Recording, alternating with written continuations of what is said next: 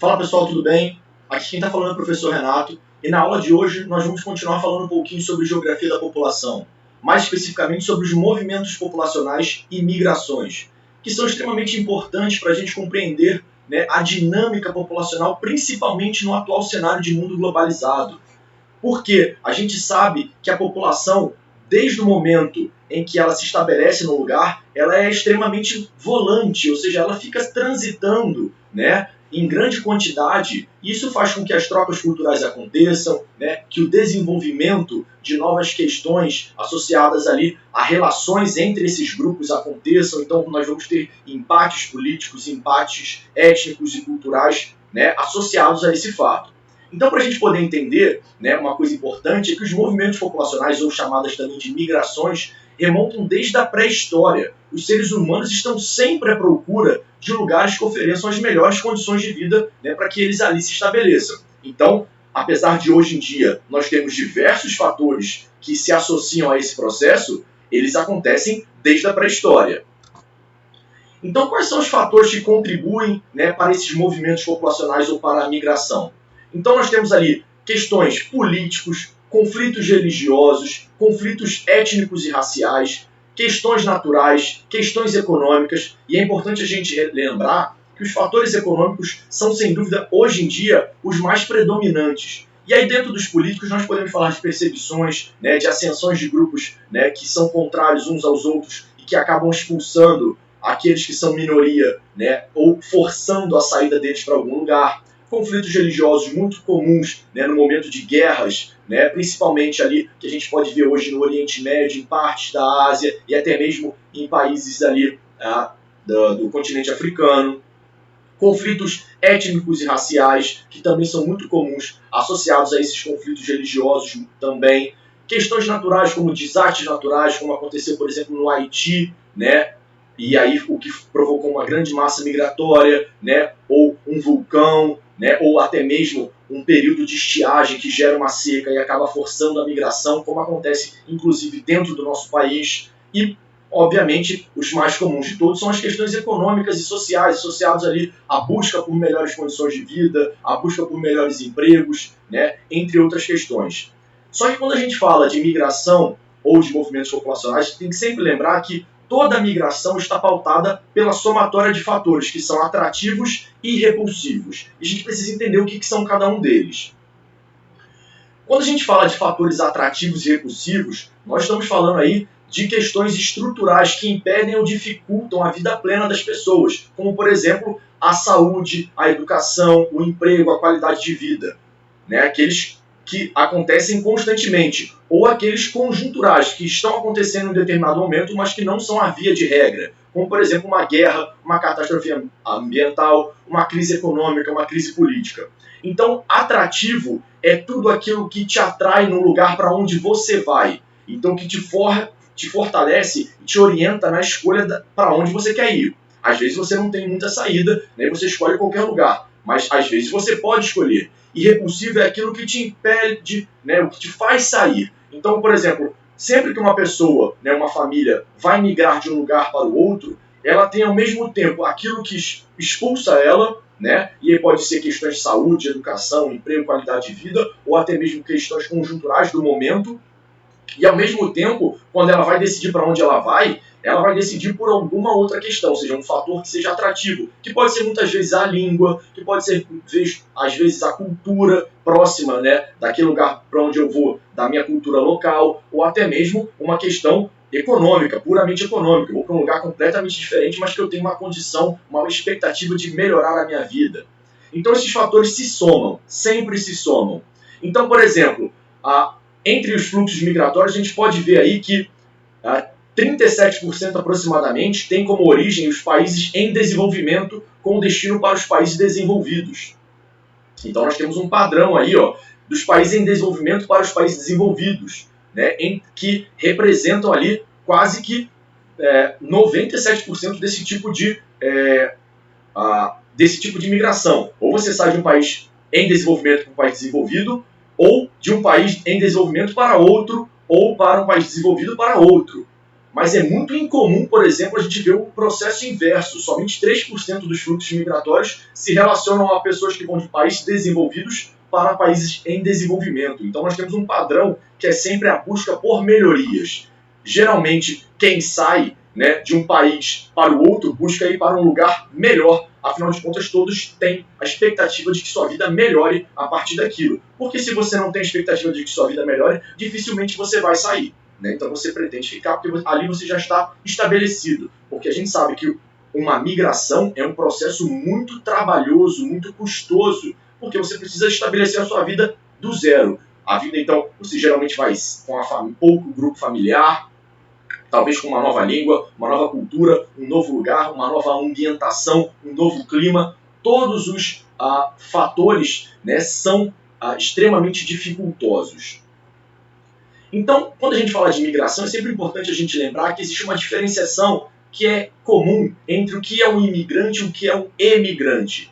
Imigrante é aquela pessoa que chega a determinada região. Emigrante é aquele que sai. Então, quando você vai para um país, para eles, você é um imigrante. E para o país que você deixou, você é um emigrante.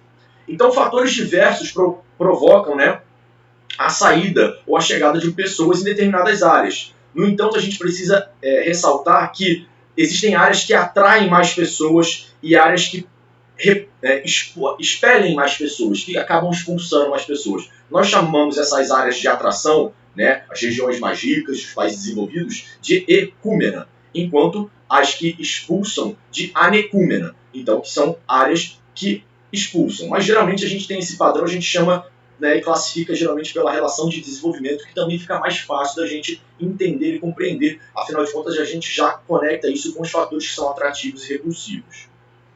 E aí a gente fala dos tipos de migração. Existem diversos tipos de migrações. Existem aquelas migrações que são definitivas, que é quando o migrante, né, se estabelece de forma permanente no local. Por exemplo, no Brasil, os imigrantes italianos, quando vieram para cá, os japoneses, né, da migração dos nordestinos para as outras regiões do país, como por exemplo para São Paulo e para o Rio de Janeiro, eles vêm com o intuito de ficar.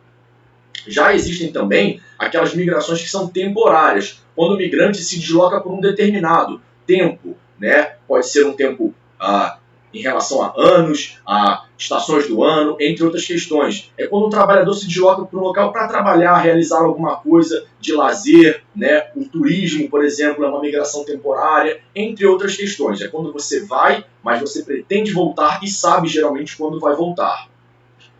Nós temos também, em relação às mudanças em relação ao espaço de deslocamento, elas podem ser classificadas como migrações internas, nacionais, que são aquelas que estão dentro de um mesmo país, e geralmente acontecem naqueles países muito grandes, em que as condições econômicas são muito diferentes. Então nós temos esses países com migrações, mas obviamente elas acontecem em todos os lugares, porque nenhum lugar é igual ao outro.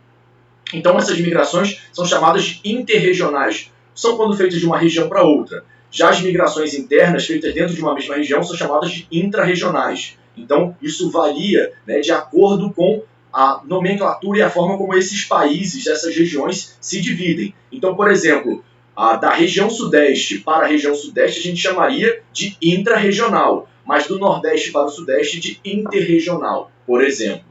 E nós temos, obviamente, as migrações externas, quando são realizadas de um país para o outro, também chamadas de migrações internacionais. Já quando a gente fala das migrações que são internas, nós temos algumas muito importantes, né, que a gente precisa entender, como, por exemplo, o êxodo rural. O êxodo rural é aquela migração que constitui-se do deslocamento de pessoas do campo para a cidade, de famílias do campo para a cidade. E tem causas e consequências muito importantes a serem estudadas, que serão estudadas em outras matérias da geografia, mas que a gente precisa levantar aqui as questões. Como, por exemplo, a mecanização do campo, que é quando acontece uma transformação, uma evolução tecnológica nas técnicas de agricultura que acabam substituindo a mão de obra. E essa mão de obra, né, que fica livre, né, sem emprego, ela precisa buscar uma nova fonte de renda. E, obviamente, essas novas fontes de renda estão associadas a serviços ou ao comércio. Afinal de contas, a agricultura ela foi substituída por uma máquina, ou por uma nova técnica, ou um outro trabalhador.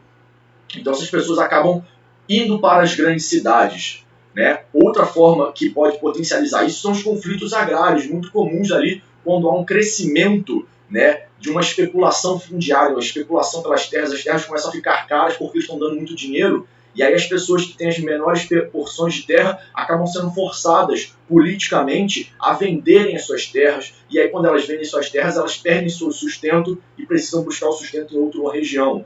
Outra forma também que pode gerar um êxodo rural são os desastres naturais, uma seca, uma geada ou uma chuva intensa demais. Outra questão também que pode gerar essa questão é a baixa remuneração, a incerteza de se você vai conseguir vender aquela sua produção, se você vai conseguir escoar a sua produção. Portanto, isso daí pode gerar uma incerteza, e essa incerteza de se vou vender ou não vou vender aquilo que eu produzir pode fazer com que as pessoas se cansem desse tipo de trabalho, vendo suas terras e busquem outras formas de vida. A falta de infraestrutura que acontece nesse campo, né, saúde, educação, a gente sabe que geralmente a relação entre estrutura, né, de saúde, educação, de serviços como um todo, na cidade e no campo é bem distinta. A industrialização das áreas urbanas, que acabam sendo um atrativo porque existe uma expectativa de que você vai ter uma melhoria de vida. A qualidade de ensino, afinal de contas, muitas pessoas querem progredir na vida, e a gente sabe que a progressão se dá por meio da educação, e a educação, geralmente no campo, é inferior de qualidade e de oportunidade, de variedade, né, em relação aos grandes centros urbanos. Então, todos esses fatores, somados entre si, ou então com mais força cada um deles, ocasionam o êxodo rural. E a gente sabe que o êxodo rural traz consequências muito importantes para a cidade. A principal consequência do êxodo rural, obviamente, é a redução da população no campo, ao mesmo tempo que cresce a população urbana. E isso gera uma série de problemas, como, por exemplo, será que essas cidades estão preparadas para esse crescimento? Gera um inchaço, que a gente chama de macrocefalia urbana, ou seja, a cidade cresce mais rápido do que deveria. E isso, obviamente, vai gerar uma competição dentro da cidade pelos empregos, pelas vagas nas escolas, né? Os transportes vão ficar super inchados. Isso vai gerar, obviamente, uma favelização, uma segregação do espaço, ou seja, as populações que chegam com menos poder aquisitivo vão morar nas regiões mais distantes. Isso vai impactar no aumento do desemprego, porque o número de empregos não cresce na mesma proporção que o número de população, então acontece que vai ter mais gente desempregada, e mais gente desempregada, elas vão precisar arrumar formas de ganhar dinheiro, e essas formas geralmente são associadas ao subemprego, àquele emprego informal, vão vender coisas nas ruas, vão trabalhar com serviços não remunerados da forma como deveriam, sem carteira assinada, né?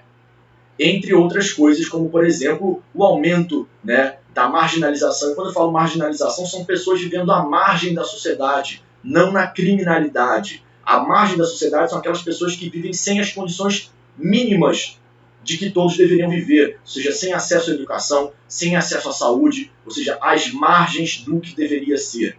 Marginal não é aquele necessariamente que vivem na criminalidade. Marginal é aquele que vivem fora do que deveria ser visto. Geralmente, e aí sim, obviamente, isso pode escambar para a criminalidade, mas aí são outros fatores que a gente poderia e deveria analisar. Por exemplo, um filme que mostra exatamente isso, e eu acho que deveria ser passado e visto por todo mundo, é um filme muito importante brasileiro chamado O Menino e o Mundo, que mostra exatamente o processo do êxodo rural, né? A transformação, a busca de um menino, né, que sai do campo por diversos conflitos que a gente pode ver no filme e chega na cidade. E na cidade ele tem uma expectativa e a expectativa não se comprova com a realidade, né? Nós vamos ver todos esses problemas que a gente viu, ou seja, das causas e das consequências, né, do êxodo rural, que são muito importantes e, obviamente, isso feito de uma forma muito lúdica, muito bonita e vale a pena ser visto, pessoal. Outra forma de migração que também tem ocorrido cada vez mais é a migração que a gente chama de migração de retorno. A migração de retorno é uma migração de uma pessoa que deixa o seu estado natal, reside algum tempo no estado e depois volta para o seu estado natal de nascimento. Geralmente, isso se dá por vários processos. Primeira coisa, pode ser com que, em certos momentos, ele chega aqui e aquela expectativa que ele tinha ao chegar no lugar, essa expectativa não é concretizada, e aí ele busca meios para retornar, porque ele pensa que eu vou melhorar de vida se eu sair daqui para uma região mais industrializada. Quando ele chega lá, ele não arruma um emprego, ele vai viver num lugar pior, e ele fala, nossa, eu preciso voltar para o meu lugar, porque lá eu tinha uma condição melhor. Essa é uma migração de retorno. Isso pode se dar por esse processo, ou até mesmo pela diversificação, ou seja, muitas das vezes esse centro urbano está passando por um processo de desindustrialização. Hoje em dia, o Sudeste, por exemplo, que ao longo dos anos 50 até os anos 70 era o polo de atração, vinham muitas pessoas para cá. Hoje em dia, as principais empresas, devido a uma série de processos que a gente vai estudar em outros momentos, elas estão buscando novas áreas. E aí, quando elas buscam novas áreas, essas novas áreas serão os polos de atração. Então, muitas pessoas que estão morando aqui no Rio de Janeiro hoje sonham em sair do Rio de Janeiro.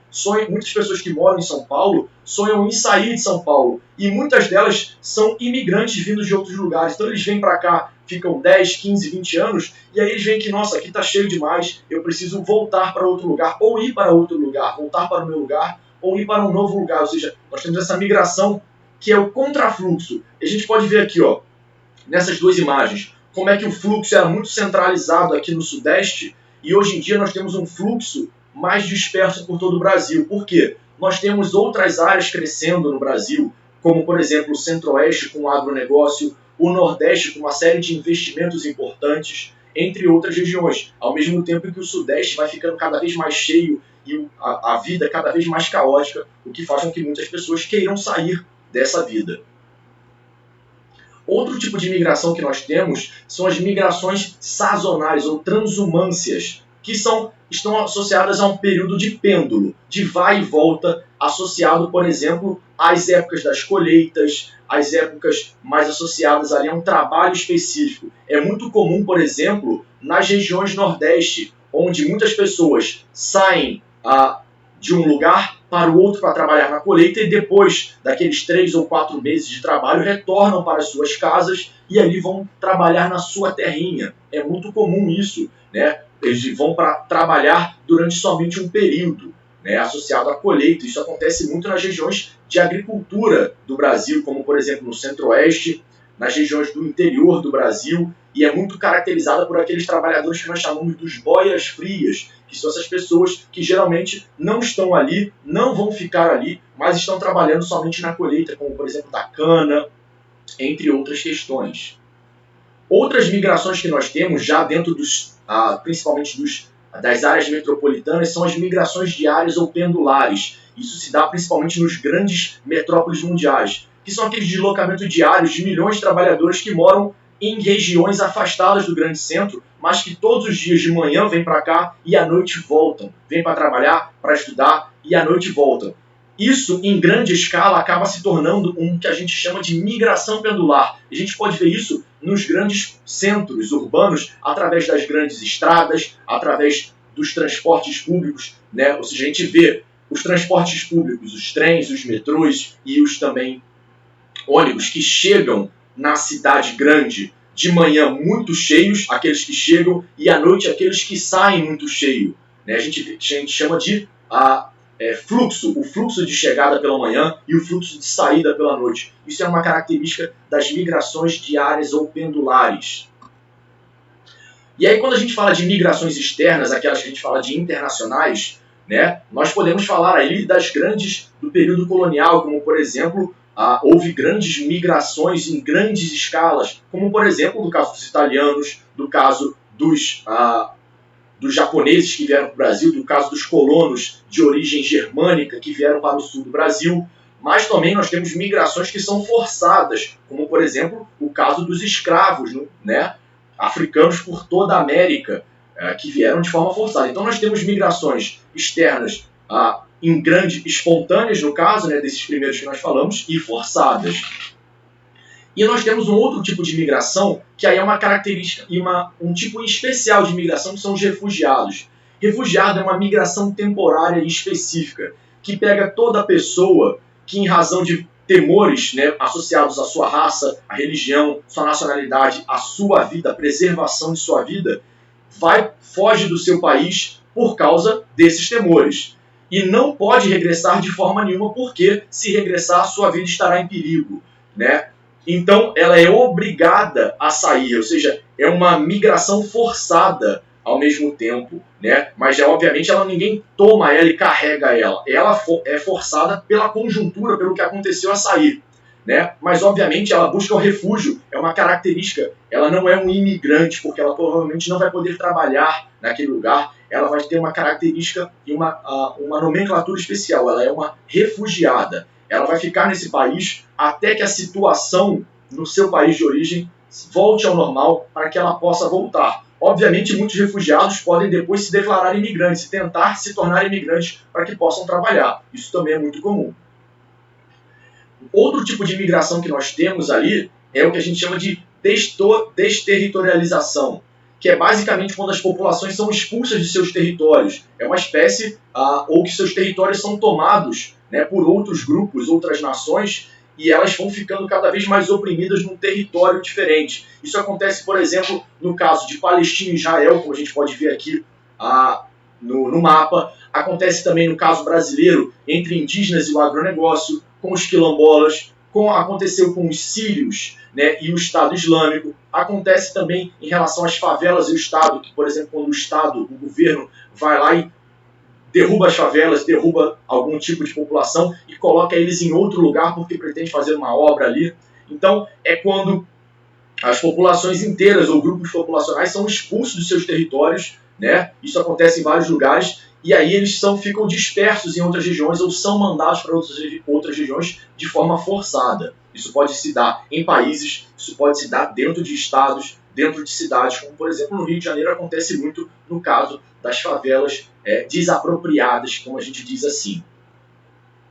Outro tipo de migração muito comum hoje em dia é o que a gente chama de fuga de cérebros. O que é a fuga de cérebros? É basicamente a fuga de capital humano, que é quando uma migração seletiva de indivíduos com grande conhecimento ou aptidões técnicas, normalmente por causa de fatores como conflitos étnicos, guerras civis ou falta de oportunidades, eles acabam saindo dos seus países de origem e indo se estabelecer nos países mais desenvolvidos. É como, por exemplo, um estudante, né, um cientista de um país pobre que tem uma grande capacidade, mas que ele não vê que a sua capacidade vai ser bem aproveitada pelo seu país, porque a universidade não lhe dá uma bolsa, porque ele não consegue emplacar os seus estudos, portanto ele vai tentar sair, né, para um lugar que absorva o seu conhecimento. E aí, obviamente, ele vai para os lugares mais desenvolvidos, onde tem as melhores faculdades, os melhores centros de pesquisa.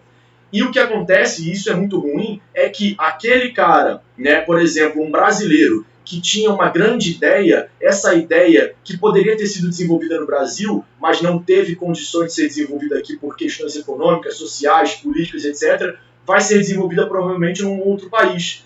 E aí nós teríamos que provavelmente comprar aquela ideia que poderia ter sido feita por uma universidade brasileira, por um centro de pesquisa brasileiro. Então a fuga de cérebros é muito ruim, principalmente para os países que perdem esses cérebros. É muito bom para aqueles que recebem os cérebros, obviamente. Outra coisa importante quando a gente fala de imigrações é que, conforme a gente vê, né, as migrações são muito comuns. E hoje em dia, os países, principalmente aqueles desenvolvidos que recebem muitos migrantes, com medo, né, dos problemas que isso pode causar, associado ao aumento do desemprego, ao aumento da competição, eles acabam dificultando ou impedindo mesmo a entrada de imigrantes refugiados, através de, vão pedir visto, garantias, né, ou até mesmo colocando muros, como a gente pode ver aqui nesse mapa, que mostra que não é somente nos Estados Unidos que temos muros que barram populações, como no caso dos Estados Unidos, que querem barrar os mexicanos ou latinos de chegar. Nós temos muros em vários lugares do planeta, né, que impedem exatamente a migração, as grandes quantidades de migração. E aí, para a gente poder terminar, a gente fala que essas contenções de migração estão associadas a dois processos muito importantes, que no cenário de hoje, de globalização, são bastante evidentes, como, por exemplo, o nacionalismo e a xenofobia.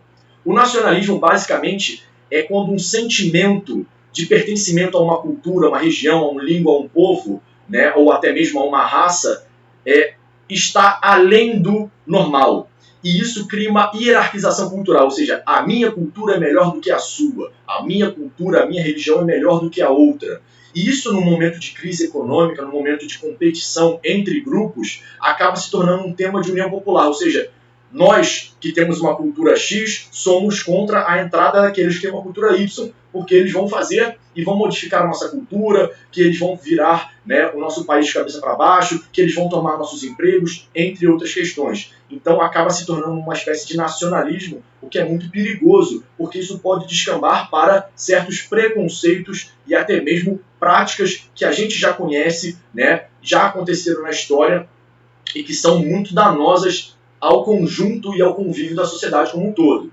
E o outro tipo desse momento, desse tipo de acontecimento é a xenofobia, que é um problema muito enfrentado nos imigrantes dos países ricos, aqueles que chegam nos países ricos, que por chegarem, né, com menos qualificação, né, geralmente porque vieram de países pobres, eles aceitam os empregos mais baratos. E aceitando os empregos mais baratos, eles vão ser contratados, obviamente, porque o empregador quer, como todo empregador, gastar o mínimo possível para ganhar o máximo possível.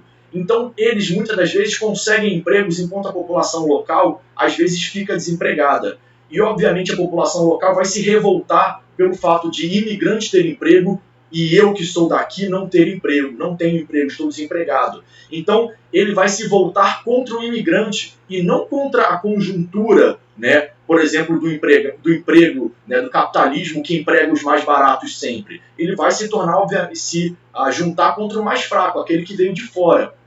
E aí ele vai, por exemplo, as pessoas vão ser hostilizadas, agredidas no território estrangeiro. E isso se dá principalmente nos momentos de crise, em que há um aumento do desemprego e, obviamente, aqueles que são mais caros são os primeiros a serem demitidos. Portanto, em muitos momentos, imigrantes estarão trabalhando e populações locais não estarão trabalhando. Isso vai gerar um conflito interno muito importante e muito perigoso, porque isso pode descambar para o nacionalismo, e descambando para o nacionalismo pode virar, né, práticas que a gente já viu como práticas neonazistas, né, associadas ali à aversão e à hierarquização de culturas. Aqueles que vieram de lá, todos são terroristas, todos são ladrões, todos são alguma coisa, sempre uma característica negativa para aqueles que vêm de fora. Bom, pessoal, espero que vocês tenham compreendido a diversidade do tipo de imigração, as características de cada uma delas, as consequências e principalmente como elas geram uma série de conflitos, né, associados principalmente a partir do momento que a gente vive um mundo globalizado, onde elas são cada vez mais comuns. Bom, pessoal, um abraço e até mais.